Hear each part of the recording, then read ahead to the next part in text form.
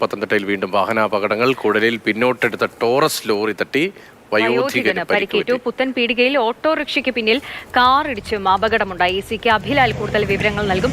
അഭിലാൽ, ഈ Taurus lorry പുറകോട്ട് എടുത്തപ്പോൾ വയോധികനെ തട്ടിയൊരു സംഭവം, അതിൽ എന്താണ് പറ്റിയത്? സംഭവിച്ചത് ആരുടെ ഭാഗത്താണ് തെറ്റ്? വയോധികന്റെ ഒരു ആരോഗ്യനില ഇപ്പോൾ എങ്ങനെയാണ്?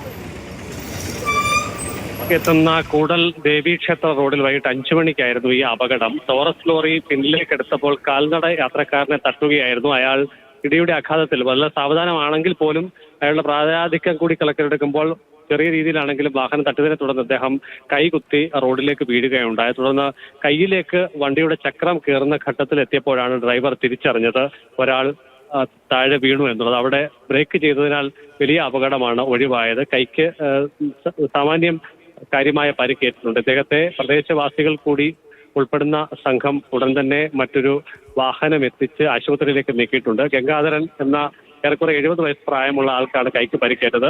ഈ അപകടം നടന്ന സ്ഥലത്ത് തൊട്ടടുത്ത ആൾ തന്നെയാണ് ഗംഗാധരൻ. അതേസമയം വൈകിട്ട് 4 മണിക്ക് പുത്തൻപീടിയിലാണ് മറ്റൊരു അപകടമുണ്ടായത്. നിർത്തിയിട്ടിരുന്ന ഓട്ടോറിക്ഷയ്ക്ക് പിന്നിൽ കാർ ഇടിച്ചു കയറുകയായിരുന്നു. ശബരിമല തീർത്ഥാടനം കഴിഞ്ഞ് വീട്ടിലേക്ക് മടങ്ങിയ സംഘാംഗങ്ങൾ സഞ്ചരിച്ചിരുന്ന കാറാണ് ഓട്ടോറിക്ഷയ്ക്ക് പിന്നിൽ ഇടിച്ചത്. ഡ്രൈവർ ഉറങ്ങിപ്പോയതാണ് അപകടത്തിന് കാരണമെന്ന് കണക്കാക്കുന്നു.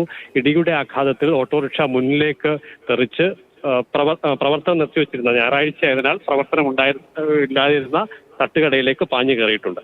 ഇത് വല്ലാത്തൊരു അപകടമാണല്ലോ. രാവിലെയും ഉണ്ടായ അപകടം, അത് ഉറങ്ങിപ്പോയത് കൊണ്ടാണ്. ഈ കാറിൽ എത്ര ആളുകൾ ഉണ്ടായിരുന്നു? ഓട്ടോറിക്ഷയിലും ആളുകളുണ്ടോ? ഇവർക്ക് പരിക്കുണ്ടോ? ഓട്ടോറിക്ഷയുടെ ഡ്രൈവർക്ക് പരിക്കുണ്ട്. കാറിൽ എത്തിയ യാത്രക്കാർക്ക് കാര്യമായ പരിക്കില്ല. ഈ തട്ടുകടയുടെ നടത്തിപ്പുകാരൻ കൂടിയാണ് ഓട്ടോറിക്ഷ ഡ്രൈവറായിട്ടുള്ള ആൾ. അയാൾക്ക് നേരിയ പരിക്കാണ് ഉള്ളത്.